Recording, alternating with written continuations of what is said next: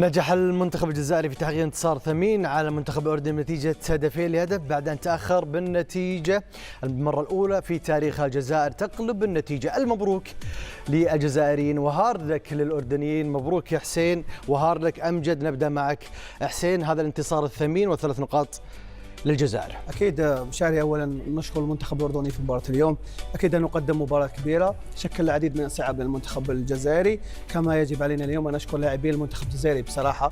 لا نتكلم عن الجميع، اتكلم عن بعض الاسماء قدمت رد فعل اظهرت انه تبحث عن اسعاد الشعب الجزائري من خلال هذه النسخه. المدرب نفس الشيء اليوم. المنتخب الاردني مع كل احتراماتي له في الجزائر ولا واحد فرح بالفوز بالاردن. امجد ما تزعل مني والله. في الجزائر ولا واحد فرح بالفوز على الاردن، لانه احنا ننتظر الفوز على الارجنتين. تعالوا الارجنتين على الاقل مش تدخل ماتش الاردن بس قد يفسر استنقاص. لا مش تستغل الاردن والله. الاردن منتخب قوي. نكلمك عن الجزائر، احنا 5 مشاركات في كاس العالم، اوكي؟ انت تملك في لاعبيك، لا في صفوفك اسماء لا يملكها المنتخب الاردني. تملك لاعبين لعبوا في سيتي، في دورتموند، في ليل، في ليفركوزن، في انتراخت فرانكفورت. بيزعلون عليك الاردنيين، بيزعلون عليك. انا قلت الحقيقه، قلت المدرب المنتخب الاردني قدم عليه وكثر. اليوم كرة القدم اصبحت مختلفة. انت تتحدث عن تاريخ وتتحدث عن بطولات، لكن اليوم الادوات الموجودة صديقي، الادوات الموجودة والانسجام والتوافق ما بين المجموعة ككل. انا من وجهة نظري كأردني كنت متفائل كثيرا بهذه المباراة وبانها سهلة، ولو ركز المدير الفني للاسف جمال السلامي لاخذ المباراة بكل سهولة، لكنه ضاع في مثل كل مرة في الشوط الثاني يهدر الفوز. هذه يعني حكايه متكرره اصبحت مع المنتخب الوطني للاسف الشديد. نقطة سعيد يقول ليس سعيدين بالانتصار على الاردن، يعني كان متوقع انتصاره. لا اي شخص صراحه والله. في الجزائر انا نعكس يقول لك صراحه يكلمك مباشره، يقول لك ان الانتصار متوقع وامر طبيعي. لا تفهم انه نقلت منتخب الاردن. المنتخب الاردني قلت لك منتخب قوي، خسر نهائي كاس العرب، خسر نهائي كاس انا اسيا. اقول لك يقعد منتخب قوي. نتكلم عن الجزائر كمنتخب. احنا المفروض. طيب يقول لك هذه هديه، انت ما انتصرت الا بهديه. في الاردن هديه لانه المدرب، نرجع نقول المدرب اللي ما يوديش بالناصر كاس عالم ويودي لاعب مثل زروقي يطلع من الشوط الاول، مدرب اللي يصر انه ما ياخذ بونجاح كاس العالم وبونجاح في احسن فورمه في الدوري القطري، مدرب اللي اليوم زروقي شو سوى؟ لعبوا شوط اول وطلعوا شوط ثاني. بوداوي نفس الشيء، الجميع انتقدوا في الشوط الاول في المباراه الاولى ضد الارجنتين، ترجع تلعبوا في ضد الاردن وطلعوا الشوط الاول. انا اعكس اليك انا الشارع الاردني وبعدين والله اتكلم على رايتك على الشارع. لا بس حسين انت رد عليك امجد، قال انتم فوزكم اصلا كان هديه. هل تعلم الشارع كيف كان هديه؟ هو اللي قال انت هديه صح ولا لا؟ هديه. جمال السلامي اعطاكم هديه. في الشوط الاول كان الجمهور الجزائري والمدير الفني للمنتخب الجزائري على اعصابه من هذا الرعب الموجود في الملعب. اليوم لم يتحكم بايقاع المباراه في الشوط الاول المنتخب الجزائري. لم يتحكم في الشوط الاول للدقيقه 60. للدقيقه 60 لم يكن هذا اليوم. كانوا يستنوا ورا الاردن. يا امجد قول لي رعب. انت كره القدم كلها عند الجزائر. الجميع في الاردن اليوم لا ينظر الى المنتخب الجزائري بانه البعبع. كانت المباراه استنى لما قلت بعبع انت تقول غير سعيدين الجزائريين. غير سعيدين لانه قلت لك اذا قارنا اقل حاجه على مستوى الاسماء يا مشاري، على مستوى الاسماء لا يمكن. حسين تكلم بصراحه اكثر، يعني شو اللي تقصد؟ شو اللي تقصده؟ على مستوى الاسماء لا يمكن مقارنه الجزائر بالمنتخب الاردني، ولا يمكن للاردن ان تشكل صعوبات للمنتخب الجزائري في وجود مدرب ماذا قدم المنتخب الجزائري امام الارجنتين؟ ماذا قدم خلال 90 دقيقه؟ نمسا قدمت الارجنتين في المباراه الاولى. ماذا قدم امام الارجنتين؟ شو سوت الارجنتين امام الجزائر؟ انا اقول لك والله بكلمك بجد. كيف؟ انت شو سوت الارجنتين؟ هل الارجنتين ضغطت على الجزائر؟ انت شفت الماتش؟ لعبه تمرين، كان تمرين المنتخب الارجنتيني. ما في تمرين، عباره عن تمرين. استنوا في الورا ولعبوا. صابر، هل الارجنتين ضغطت على الجزائر؟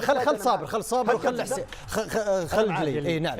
انا اليوم اعيد واكرر يا مشاري في الجزائر، وقلت لك والله تعي الكلمه يعني غير سعيدين. شوف يا امجد ما تفهمني غلط، ليس تقليلا من المنتخب الاردني.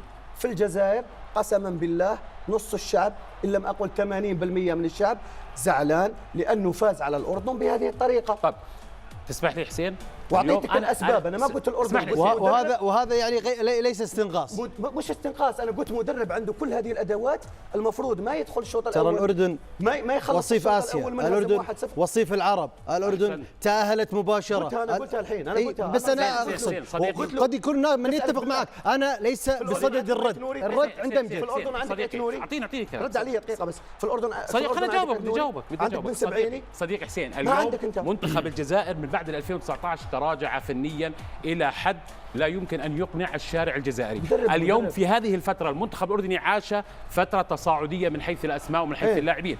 أنت تسألني في عندك، أنا ألوم، لا ألوم اللاعبين، ألوم القائمين في الاتحاد الأردني على عدم التسويق الحقيقي للاعب الأردني، على عدم اليوم اللاعب الأردني من أفضل اللاعبين العرب. يا أمجد هذا شغل محلي اللاعب الأردني اليوم لا بس حسين عشان يكمل ما قاطعكم. بس أنا لو امتلكت اليوم مدير فني عالمي جريء لن تهدم المباراة بكل سهولة. هذا اللي جاوبك عليه. نسألك معلش، كم لقطة سويتها في الماتش هذا؟ كيف؟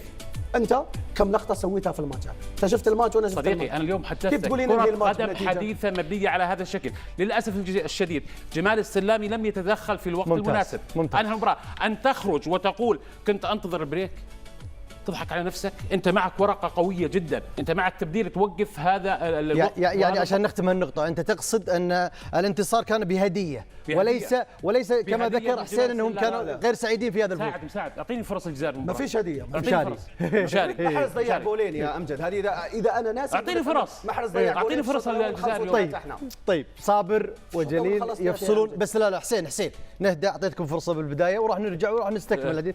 صابر يا ريت نهدى، يعني انا متفاجئ من الاثنين بصراحه. لا بس لازم نتكلم في نفس السياق. انا متفاجئ من الاثنين.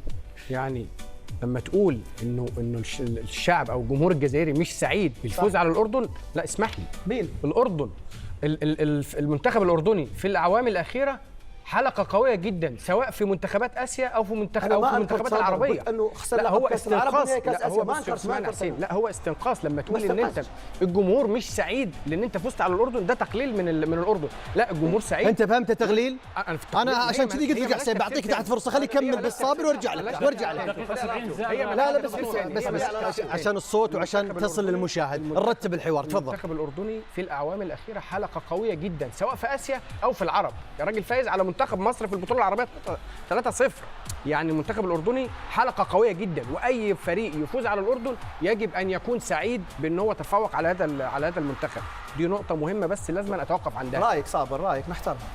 قال لك رايك اللي بيقول لك ما هو ده رايي، ده الواقع. يعني نستبدل الحديث. لو قال لك يا راجل بص، انا بتكلم على منتخب صعد مباشره لكاس العالم وساب منتخبات زي السعوديه، زي العراق، زي قطر، او المنتخب عربي يصعد لكاس العالم وساب منتخبات تانية اللي بتنافسه، السعوديه، العراق، الامارات، قطر، كلها منتخبات لها تجارب في كاس العالم، وهو اول منتخب عربي يتاهل. بس مو من حقه انه يقول هو يعني كون ان الجزائر مثلا انا افرض تساؤل.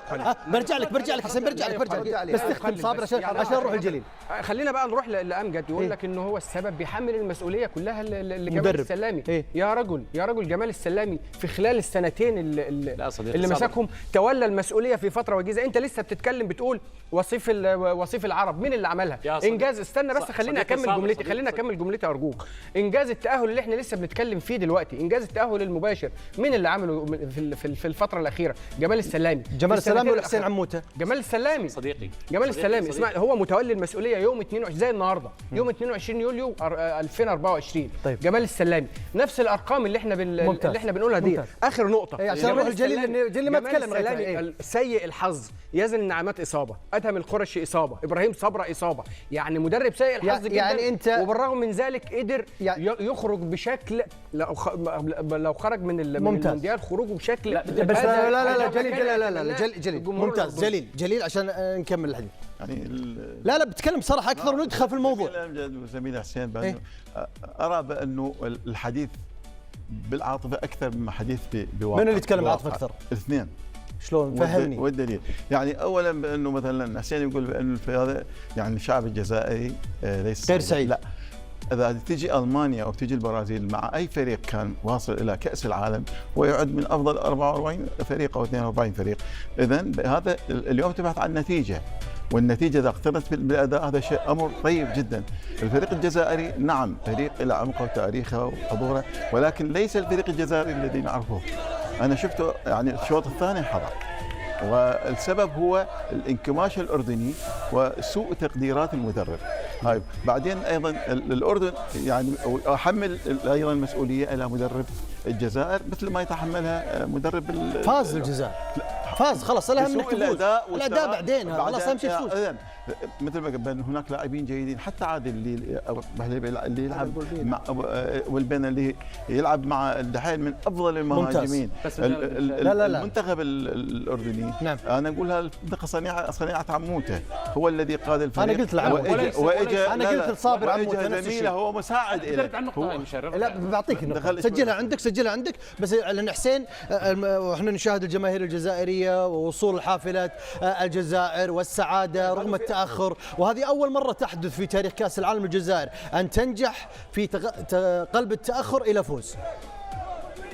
قلت لك قلب التاخر على فوز قد يكون لاول مره بس لكنه ليس اول انتصار لنا في كاس العالم، احنا فايزين على المانيا، فايزين على كوريا الجنوبيه، فايزين على منتخبات ثانيه في كاس العالم، احنا اول منتخب عربي وافريقي سجل رباعي في كاس العالم، فلا يرضيني اليوم انه نفوز في مباراه ونهلل. نرجع لك يا استاذ صابر لنقطه انه انا صغرت او استصغرت المنتخب الاردني، انا ما استصغرت، انا تكلمت حقيقه كره قدم، قلت لك المنتخب الاردني قوي وصل نهائي كاس اسيا مشكور، وصل نهائي كاس العرب، لكن حتكلم لك بالارقام فقط وتعرف انا ليش سرت في هذا المجال يا استاذ صابر قبل بدايه كاس العالم فقط. هذا المنتخب الاردني الذي خسر نهائي كاس العرب وخسر نهائي كاس اسيا، خسر ب6 امام النرويج وخسر ب4 امام سويسرا. دقيقه بس خليني اتكلم، قول لك تحدث امجد سجل عندك وخليه يكمل، بالعكس نعطيه تحت فرصه واعطيك تحت فرصه. وجهه نظر شعب تفضل حسين. هذا المنتخب بس حسين انت كلامك هذا مبني على ثقه ولا يعني قد يكون يعني فيها الجزائري؟ انا قريب من الشعب انا عارف. تفضل قول تكلم بصراحه اكثر. تفضل. هذا المنتخب الاردني خسر ب6 من النرويج، خسر ب4 من سويسرا 10، خسر ب2 او 3 مع كولومبيا. امجد ممكن تعطيني النتيجه بالضبط؟ جميل. 2 ولا 3 صار 13 هدف في 3 اهداف. كم سجل جول ولا جولين في 3 مباريات تلقى فيها 13 هدف. في الوقت اللي انا دقيقه بس الفوز والخساره مو جزء من اللعبه. الجزائر لم تخسر. انا بس اسالك سؤال هذا قصدي. لا نخسر بس انا جاي في الوقت اللي انا في التحضيرات تعادلت مع الاوروغواي دون اهداف، لعبت ب10 لاعبين، فزت على هولندا في هولندا، ما خسرتش هولندا مده 3 سنوات. بعد الفوز على هولندا فزت على بوليفيا في امريكا بسداسيه كامله. كيف تقول لي يقنعني التعادل الفوز مع الاردن بهذه النتيجه؟ كان ممكن نلعب اداء افضل ونفوز بنتيجه اكبر نقول لك اقنعني، لو فزت 3-0 نقول لك اقنعني، 2-1 وخسر 1-0 ونرجع في الشوط الثاني بشق الانفس وركنيات. يعني انت تقصد كل حرف ذكرته عن الجزائر؟ اقصد كل حرف اكيد وبدايه الحديث كاملا. وقلت لك مش استصغار من مش استصغار على منتخب نتيجه شو سوينا شو سويت. هو شو انت تقول الكلام اللي يعبر عنك يعبر عن الجزائري. اذا فهموها استصغار يسامحونا الاخوه في الاردن، بس انا اتكلم بالمعطيات يا مشاري، بالمعطيات وهم ما يتكلمون بالمعطيات. شكرا انا تكلمت اسماء ونتائج بس. يلا تفضل.